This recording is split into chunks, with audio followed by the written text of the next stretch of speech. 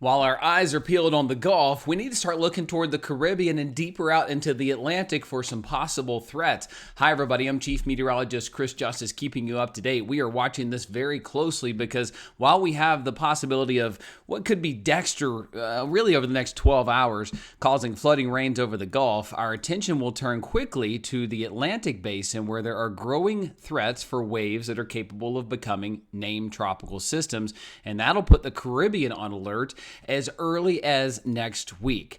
Hi, everybody. If you're new to this channel, I am the first to let you know about severe weather and hurricane threats. If you're new to this channel, please like this video, go ahead and hit the subscribe button and turn on that bell for notifications. I'm a no-nonsense meteorologist who will shoot you straight. When it's time to be prepared, it's time to be prepared. But I'm not going to hype anything or get you overly concerned, but I am going to shoot you straight with what I'm seeing. Let me show you what's happening right now because we're watching very closely the Gulf impacts that are happening right now across Louisiana.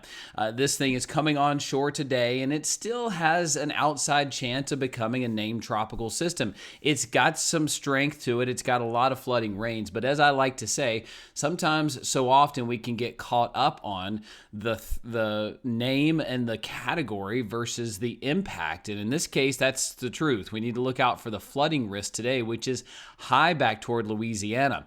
Now, when we look specifically at this system, it doesn't really have the organization. If you look specifically at the surface plots here, it's got some wind with it. It's got a little bit of organization, some broad circulation here as it's coming on shore of New Orleans. Now, then it's going to be over land. Sure, there's going to be some Gulf moisture funneling in right here, but it's not going to have much of a chance and will pretty much hold steady where it's at with 1 foot in the water throughout really the next 12 hours. Then it begins to die on out.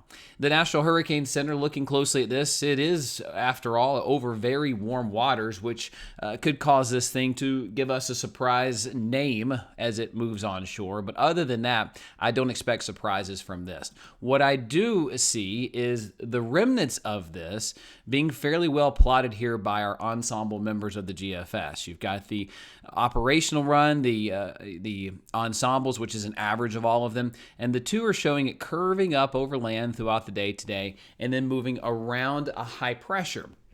Now, this is key because could this moisture from what could have been Dexter recycle back around?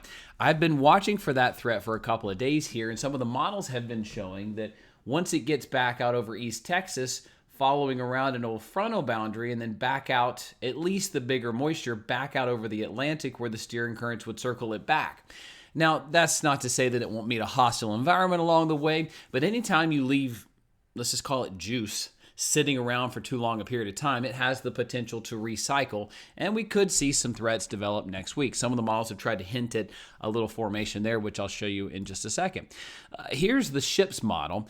I want to show you this because it has been hinting at this kind of all along, kind of doing this little loop-de-loop. Now, it really never broadens this thing out more than where it's at right now, but it generally picks up on that trend of where the remnants of this will go. Now, it doesn't take into account the intensity just plummets once it's over land. That is key, but it does show possible re-strengthening as it gets back out over some water here and trying to get a little bit more organized. Of course, we're a ways away from that and got plenty of time to watch that, but one thing's for sure, we should stay tuned to whatever is happening here across the Gulf because it could recycle.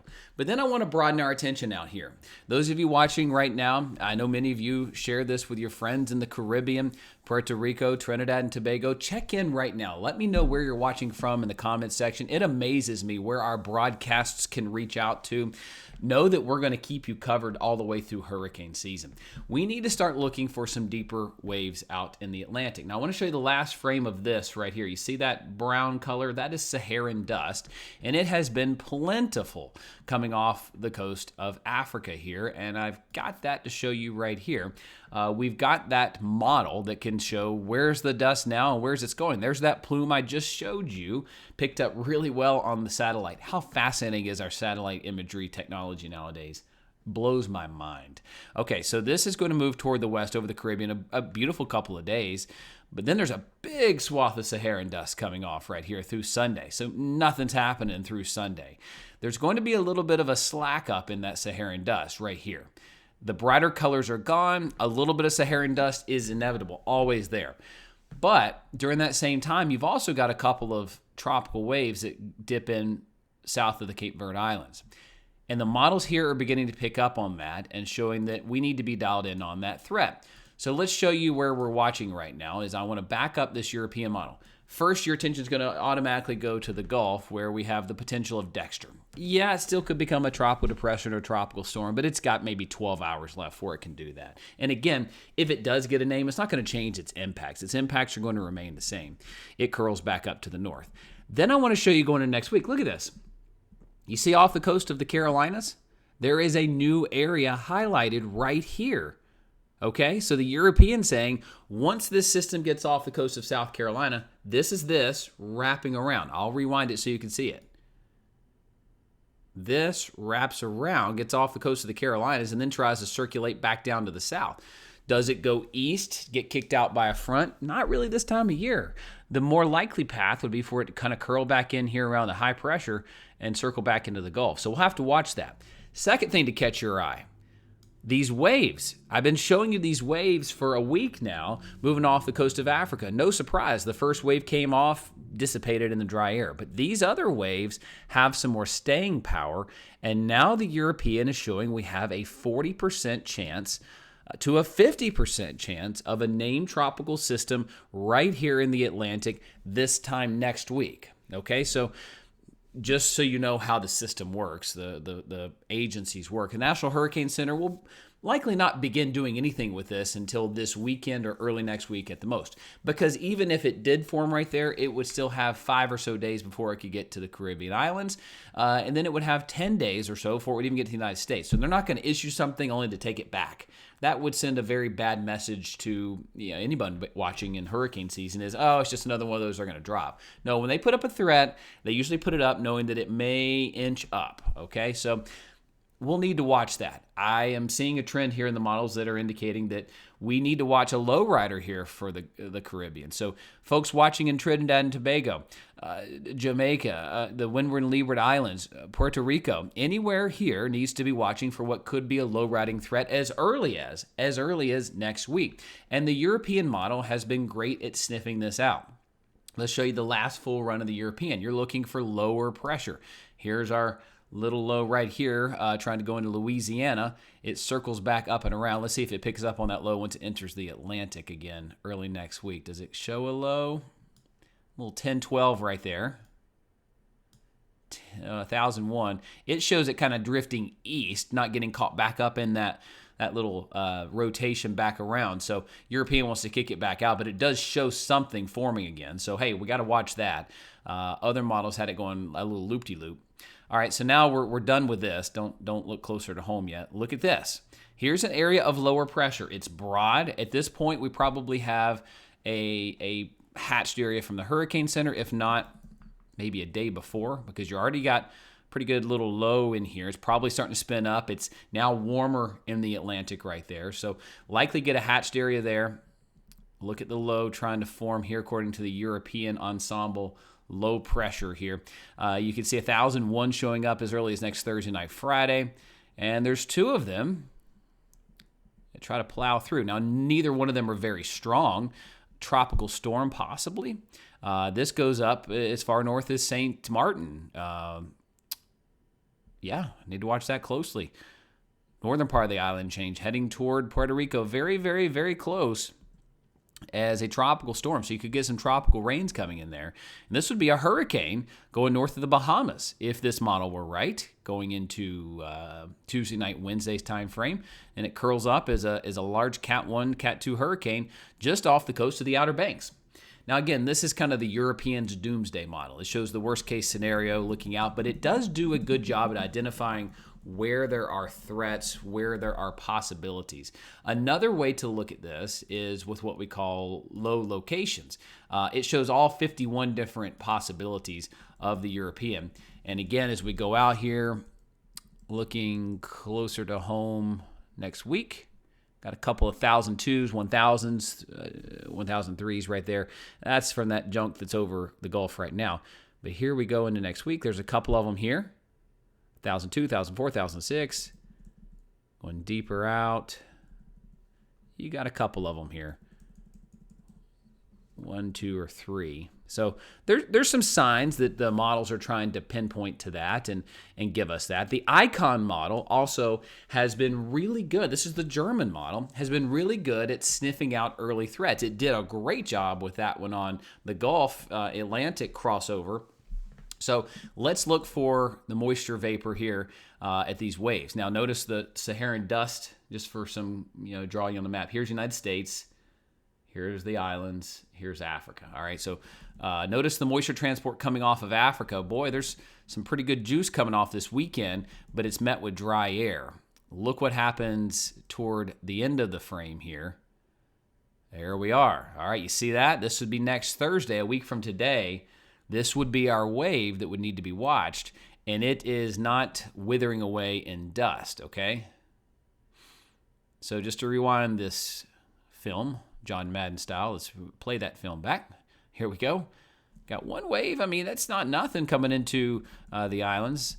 Right here, got a pretty good little wave right there going into Tuesday, but it also accompanies with dry air.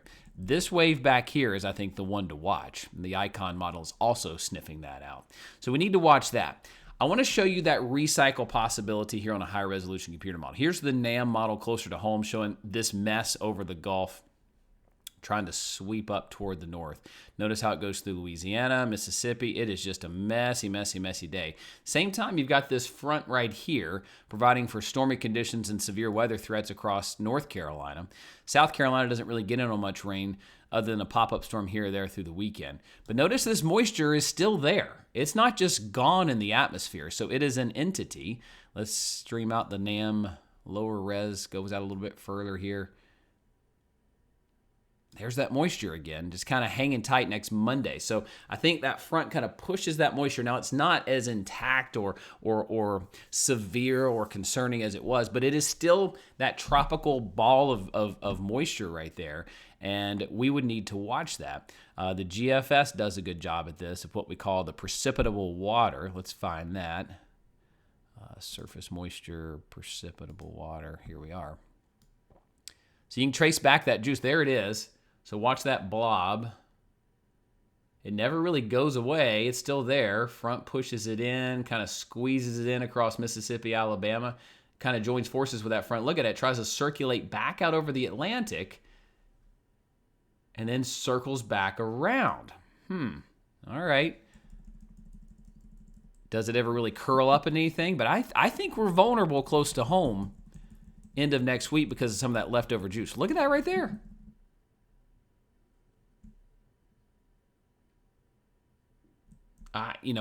GFS trying to show a little tropical system forming right here. Let's go back to that little sneaky thing. All right. Yeah, look at that. Identifying it live right here. Look at that. Yeah. Spins a little tropical storm up right there out of it.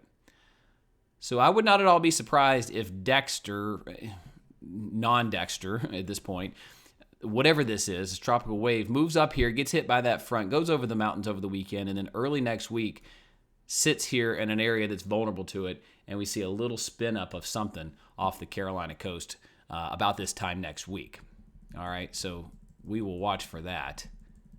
So that little spin around, man, both models trying to pick up on it, and could show parts of North Carolina could be impacted by this. So folks, my goal is to identify these threats along with you. I'm going to show you what I'm seeing, when I'm seeing it. My goal is to inform you and to keep you prepared. If you appreciate this no-nonsense approach to forecasting, please share this video with your friends, your family, tag them right here, and also like this video, comment in the comment section where you're watching from, and please subscribe. I would greatly appreciate it. This is my passion. I'm blessed to have a family that knows it's my passion, whether it's on TV or whether it's online. My goal is to keep you safe, to give you the information you need as hurricane season throws us what it's got this year. I'll be on top of it and keep you posted.